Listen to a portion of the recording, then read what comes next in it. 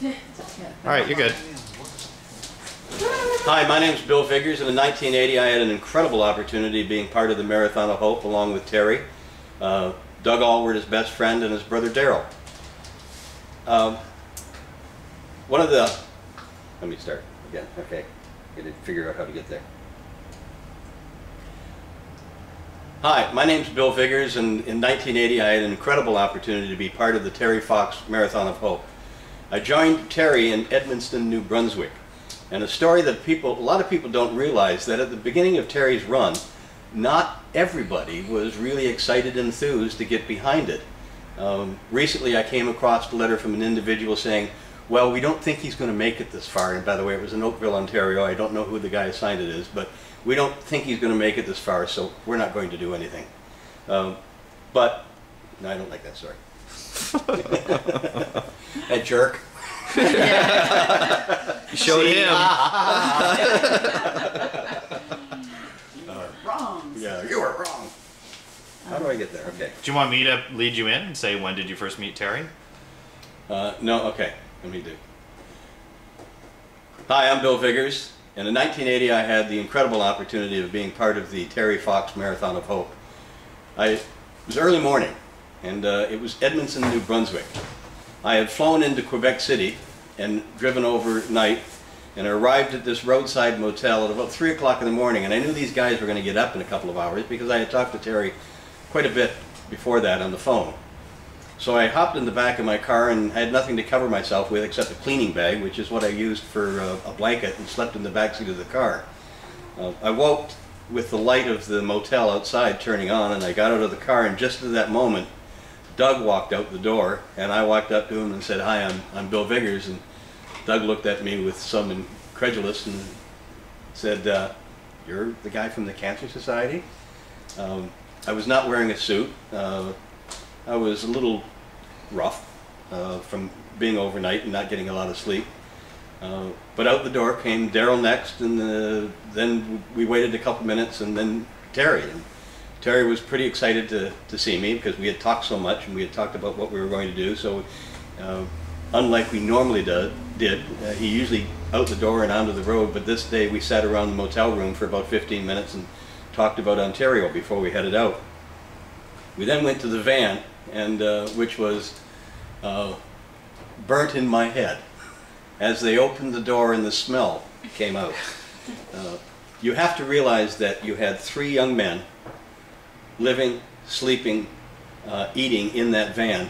For them to sleep in that motel that night had been donated by a local volunteer, but that was a rarity. Most of the time those 3 guys and all their dirty clothes and a little bathroom at the back, which they forgot to empty often, caused an aroma that is a memory with me.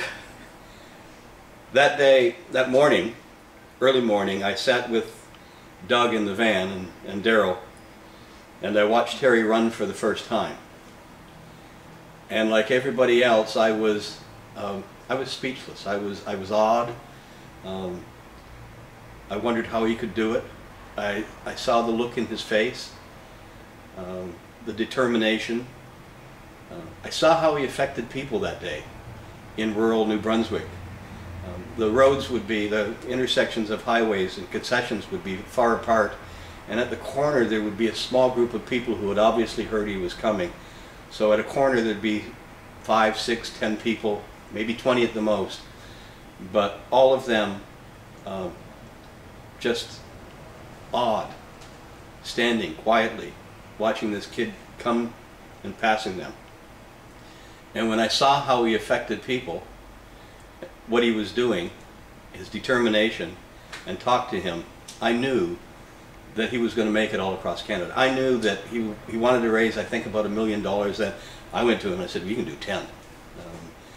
I immediately, from the moment I met Terry Fox, I knew he was going to do it. There was just something special, there was something different about this young man, although he was just a regular guy. And that was one of the things that I think a lot of people miss, that Terry Fox is no different than you or I.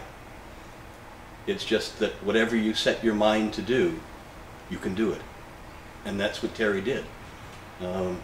He wasn't a saint. He wasn't anything. He was something special, but he wasn't anything special. He was just a regular guy. From that, I spent 3 days on the road with Terry. I learned his routine. In a bunch of material that I just actually got back recently, I found some of the handwritten notes that I made after meeting him for the first time. And it was really interesting all these years later to see that, okay, Terry wanted to do this, and they did it. And at the time, I had just moved to Toronto, and I was just a regular small town guy. And when he told me I want to meet Daryl Sittler and Bobby Orr and Pierre Trudeau and go to the CN Tower and maybe go to a baseball game, my first reaction was, okay, let's see what we can do. But it was amazing. We sent out some letters right away, and almost everybody came back immediately, saying, yeah, we'll do it. Sittler was the first guy on board. Bobby Orr was in Europe, said I can't meet him in Toronto, but we'll meet him someplace along the run. And all of those things that we planned back in New Brunswick, basically we did. And it was amazing to look back over the years to see how the success of the run, the success of Terry's run, and from that moment I met him on June 7th, 1980, was due to everyday people. We got the message out, but the banner was picked up by people in all of the tiny communities along his route. Coming down the highway between Ottawa and Toronto, these folks, anything from the service clubs to the Women's Institute, all said, again, if he makes it this far, we'll do something. And it was those people, and it was the people in Toronto, the volunteers, it was the people all along the run, it was the people who stood on the side of the road that made Terry's run successful. And he's still running. All these years later, and Canadians everywhere are still helping him on his journey. We can't thank you enough for being part of the Terry Fox Run. Do it again this year. Do it every year, because we can beat cancer. Someday we're not going to have to do this. And Terry would be so proud of all of the work that you do to help make his dream come true. Thanks. That rock. Ah, it did rock.